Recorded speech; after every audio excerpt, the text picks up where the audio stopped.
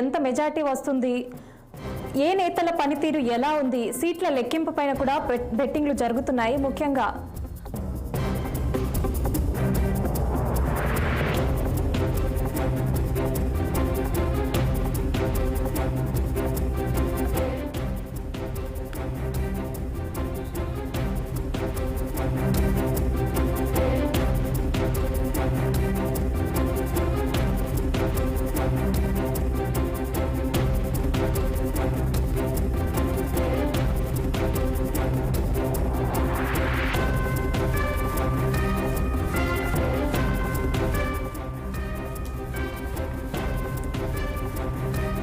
ఇక మరోవైపు పార్లమెంట్ ఎన్నికల ఫలితాలపై తెలంగాణలో కూడా బెట్టింగ్లు జరుగుతున్నాయి. కేంద్రంలో ఎన్డీఏ కూటమి వస్తుందా లేక ఇండియా కూటమి వస్తుందా అంటూ భారీగా పందెం కాస్తున్న బెట్టింగ్ ముఠాలు బీఆర్ఎస్ గెలుపుపై తెలంగాణలో బీజేపీ డబుల్ డిజిట్ పై కూడా జోరుగా పందాలు కాస్తున్నారు. ఏ అభ్యర్థికి ఎంత మెజార్టీ వస్తుంది, ఏ పార్టీ నేతలకు ఎలా పనిచేస్తున్నారు అనే దానిపైన కూడా జోరుగా బెట్టింగ్లు జరుగుతున్నాయి. ఇక దీనిపై మరింత సమాచారం నరసాపురం నుంచి శ్రీనివాస్ అందిస్తారు.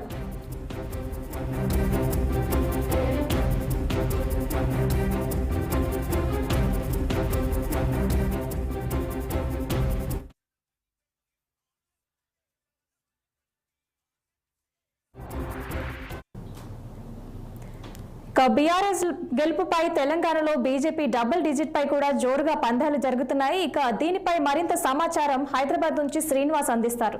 శ్రీనివాస్, చెప్పండి, అక్కడ బెట్టింగ్లు ఎలా జరుగుతున్నాయి, పరిస్థితి ఎలా ఉంది? శిరీష, ఏదైతే 18వ లోక్సభకు సంబంధించి తెలంగాణలో నిన్న సాయంత్రం 6 గంటల అంటే ఉదయం 7 గంటల నుండి సాయంత్రం 6 గంటల వరకు ఈ ఓటింగ్ ప్రక్రియ జరిగింది. అనంతరం ఇక ప్రధానంగా ఏదైతే చర్చ అంతా ఎవరు గెలుస్తారు, ఎవరికి మెజార్టీ ఓటింగ్ వస్తుంది, ఎవరు మెజార్టీ సీట్లు సాధిస్తారు, అదేవిధంగా తెలంగాణలో ఎక్కువ ఏ పార్టీకి పార్లమెంటు సీట్లలో బెర్తులు ఖాయమవుతాయి అనేది కూడా ప్రధానంగా చర్చ జరుగుతుంది. మరొక వైపు ఇటు ఈ తెలంగాణ వ్యాప్తంగా 3 పార్టీలు ప్రధానంగా పోటీ పడుతున్నాయని చెప్పొచ్చు. తెలంగాణలో అధికారంలో ఉన్న కాంగ్రెస్ పార్టీ, అదేవిధంగా కేంద్రంలో అధికారంలో ఉన్న బీజేపీ పార్టీ, మరొక వైపు తెలంగాణలో 10 ఏళ్లు అధికారాలు ఉండి అధికారం కోల్పోయిన ప్రతిపక్ష పార్టీగా ఉన్న బీఆర్ఎస్ పార్టీ. ఈ 3 పార్టీల మధ్య ప్రధానంగా ఇటు పోటీ నెలకొంది. ఈ నేపథ్యంలో కూడా మరి ఎవరికి అన్ని పార్టీలు 3 పార్టీలు కూడా ఎవరి ధీమాలో వారు ఉన్నారు.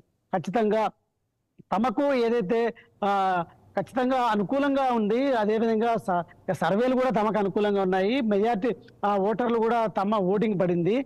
17 పార్లమెంటు స్థానాలకు సంబంధించి మెజార్టీ పార్లమెంటు స్థానాలు మాకే దక్కుతాయి, స్థానాల్లో మేమే గెలుపొందుతామంటూ కూడా ఇటు అధికార కాంగ్రెస్ పార్టీ, అదేవిధంగా ఈ 5 నెలల కాలంలో అధికారంలోకి వచ్చిన కాంగ్రెస్ పార్టీ ప్రజల విశ్వాసాన్ని కోల్పోయింది.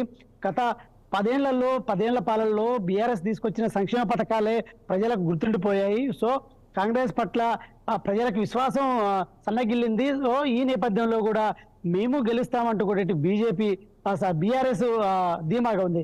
మరొక వైపు కేంద్రంలో ఏదైతే అధికారంలో ఉన్న బీజేపీ ఈసారి తెలంగాణ మీద సీరియస్ గా ఫోకస్ పెట్టింది. అదేవిధంగా తెలంగాణకు అనేక నిధులను తీసుకొచ్చాము ఈ 10 ఏళ్ల కాలంలో. సో ఖచ్చితంగా ఈసారి బీజేపీకి మెజార్టీ ఓటింగ్ పడుతుంది. అదేవిధంగా 17 పార్లమెంట్ స్థానాల్లో మొదటి నుండి బీజేపీ కూడా చెప్తుంది డబుల్ డిజిట్ బీజేపీ గెలుస్తుంది. సో ఈ నేపథ్యంలో కూడా అదేవిధంగా ఓటర్లు తమ వైపు ఉన్నారు, తమకే అనుకూలంగా ఓటేశారు. సో మేము ఖచ్చితంగా డబుల్ డిజిట్ ఫిగర్ ని మేము గెలుస్తామంటూ కూడా బీజేపీ ధీమాగా ఉంది. ఈ నేపథ్యంలో కూడా ప్రధాన చర్చ అంతా కూడా ఒకే అంశం పైన, ఏదైతే ఇప్పుడు ఎవరు గెలుస్తారు, ఎవరికి మెజార్టీ, అంటే పార్లమెంట్ స్థానంలో ఎవరికి ఎక్కువ ఎంత మెజార్టీ వస్తుంది. ఒక్కొక్క పార్లమెంట్ స్థానంలో 7 అసెంబ్లీ సెగ్మెంట్లు ఉంటాయి. అంటే ఈ మొత్తం ఓవరాల్ గా 7 అసెంబ్లీ సెగ్మెంట్లకు సంబంధించి సుమారు ఏదైనా 15 లక్షల పైన ఓటర్లు ఉంటారు. ఈ నేపథ్యంలో కూడా ఎవరికి ఎన్ని లక్షల మెజార్టీ వస్తుంది, ఏ పార్టీ మొదటి స్థానంలో నిలబడుతుంది గెలిచి, ఏ పార్టీ లీడ్ లో సెకండ్ లో ఉంటుంది, ఏ పార్టీ ఏదైతే థర్డ్ ప్లేస్ లో సర్ది పెట్టుకుంటుంది, ఈ ప్రధానంగా చర్చ జరుగుతుంది. ఈ రోజు ఏదైతే నిన్న గడువు ముగిసిన తర్వాత ఈ రోజు నుండి ప్రధానంగా చర్చ జరుగుతుంది. ఈ రోజు నుండి మొదలు పెడితే ఓట్ల లెక్కింపు, అదేవిధంగా ఏదైతే కౌంటింగ్ కి సంబంధించి ఫలితాలు వెలువడే వరకు కూడా ఇదే ప్రధాన చర్చ అని కూడా చెప్పొచ్చు. ఎందుకంటే ఆ ప్రధాన పార్టీలన్నీ ఎవరికారు సీరియస్ గా పోటీ పడడం, అదేవిధంగా ఎవరి ప్రచారంలో దూకుడుగా వ్యవహరించడం, అదేవిధంగా అనుకూలంగా అంటే వాళ్ళు చేసిన ఆ పార్టీ చేసిన అనుకూల అంశాలు, అదేవిధంగా ఇతర పార్టీల ప్రతికూల అంశాలు, ఇవన్నీ కూడా బేరీజ్ వేసుకొని సీరియస్ గా ఫోకస్ పెట్టారు. ఈ నేపథ్యంలో కూడా అన్ని తమకు అంటే 10 ఇప్పుడు బీజేపీ అంటుంది డబుల్ డిజిట్ అని. డబుల్ డిజిట్ అంటే 10 నుండి 12 స్థానాలు. ఇటు బీఆర్ఎస్ అంటుంది ఖచ్చితంగా తాము 10 నుంచి 12 స్థానాలు గెలుస్తాం. కాంగ్రెస్ అంటుంది మేము 14 స్థానాల్లో గెలుస్తామని. సరే, ఈ నేపథ్యంలో కూడా ఎవరు ఎన్ని స్థానాలు గెలుస్తారు అనేది పక్కన పెడితే మొత్తంగా ఈ బెట్టింగ్ రాయిల్లో కాయరాజా కాయలు మాత్రం ఎక్కువయ్యారని చెప్పొచ్చు. ఇటు అంటే ఉమ్మడి ఆంధ్రప్రదేశ్, ఇటు ఆంధ్రప్రదేశ్ కావచ్చు, ఇటు తెలంగాణ కావచ్చు, ఈ 2 రాష్ట్రాల్లో ఇటు ఎందుకంటే బార్డర్ మొత్తం కలిసి ఉండడం, అదేవిధంగా హైదరాబాద్ లో మెజార్టీగా సెటిల్ ఉండడం అనేది కూడా ఈ బెట్టింగ్లకి పెద్ద తెరలేపిందని చెప్పొచ్చు. ఈ నేపథ్యంలో కూడా పెద్ద మొత్తంలో కూడా డబ్బులు చేతులు మారుతున్నాయి. మెజార్టీ అంశంలో కావచ్చు, అదేవిధంగా అభ్యర్థుల గెలుపు అంశం కావచ్చు, ఇవన్నీ తీసుకున్నట్టయితే బెట్టింగ్లు అయితే పెద్ద మొత్తంలో ఈ రోజు నుంచి మొదలయ్యని చెప్పొచ్చు. మరొక వైపు ఇటు హైదరాబాద్ అంశం కూడా తీసుకోవచ్చు. హైదరాబాద్ పార్లమెంట్ సంబంధించి ఏదైతే తెలంగాణలో 17 పార్లమెంట్ స్థానాల్లో ఏదైతే ఓటింగ్ శాతం మాత్రం భువనగిరిలో ఎక్కువ జరిగిందని చెప్పాలి. తక్కువ లీస్ట్ గా హైదరాబాద్ పార్లమెంట్ స్థానాలు 50% కూడా నమోదు కాని పరిస్థితి ఉంది. ఈ నేపథ్యంలో కూడా అక్కడ ఎప్పుడు హైదరాబాద్ పార్లమెంట్ స్థానంలో పాత బస్తీ అనేది ఎప్పుడు సెన్సిటివ్ అంటే సున్నితమైన ప్రాంతం. అక్కడ ఓటర్లు కూడా ఓటు వేయడానికి కూడా బయటికి రాని పరిస్థితి. ఈ నేపథ్యంలో కూడా మనము చూసాం, ఏదైతే ఆ ఓటర్లు వచ్చి తమ ఓటు హక్కును వినియోగించుకోవాలంటూ కూడా ఇప్పటికే అక్కడ ఏదైతే పార్టీ నాయకులు కూడా డోర్లు తట్టి మరీ ఓటర్లని రిక్వెస్ట్ చేసిన పరిస్థితి మనం చూడొచ్చు. ఈ నేపథ్యంలో కూడా ఇటు మనం ఒకటి గమనించవచ్చు, ఏంటంటే ఈ ఎంఐఎం కి సంబంధించి కూడా ఎన్నడూ లేని విధంగా ఈసారి ఎంఐఎం పార్టీకి సంబంధించి తెలుగులో ఒక ప్రత్యేకంగా తెలుగు హిందూ ఓటర్లని అదేవిధంగా ఆకర్షించడానికి తెలుగులో ఒక ప్రత్యేక సాంగ్ కూడా పాటను కూడా రూపొందించారు. మరొక వైపు ఏదైతే ఇప్పుడు హిందువులని ఎవరైతే విమర్శించారో వాళ్ళకు మద్దతుగా ఓవైసీ మాట్లాడడం, ఇవన్నీ అనేది పెద్ద చర్చకు తెరలేపిందని చెప్పాలి. ఈ నేపథ్యంలో కూడా హిందూ ఓటర్లను కూడా ఆకర్షించడానికి కూడా ఇటు ఎంఐఎం పార్టీ కూడా ప్రయత్నం చేసింది. సో ఈ నేపథ్యంలో కూడా అక్కడ గతంలో ఎన్నడూ లేని విధంగా ఇప్పుడు ఎంఐఎం పార్టీ ఆధిపత్యాన్ని హైదరాబాద్ సెగ్మెంట్ లో కొనసాగిస్తుంది.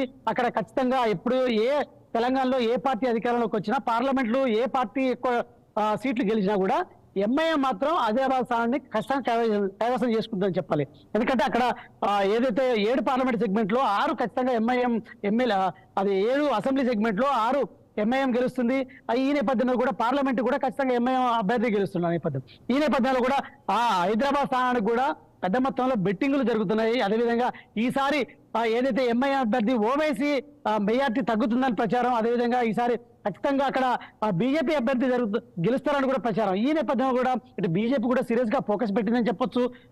ప్రధానంగా అక్కడ ఈ అభ్యర్థి గెలుపుకోవడంపై కూడా పెద్ద బెట్టింగ్లు జరుగుతున్నాయని కూడా చెప్పొచ్చు. ఓవరాల్ గా చూసుకుంటే మొత్తం తెలంగాణ వ్యాప్తంగా బెట్టింగ్ల మీద సీరియస్ గా చర్చ జరుగుతుంది. అదేవిధంగా బెట్టింగ్ రాయిలు ఎక్కువ పెద్ద లక్షల్లో చేతులు మారుతున్నాయి. ఈ నేపథ్యంలో కూడా మరి ఓటర్లు ఎవరి వైపు ఉన్నారు, అదేవిధంగా సర్వేలు ఇప్పటికే చెప్తున్న పరిస్థితి. మరి సర్వేల ఆధారంగా ఓటర్లు తీర్పు ఇచ్చారా, అదేవిధంగా లేదంటే సర్వేలకు భిన్నంగా తీర్పు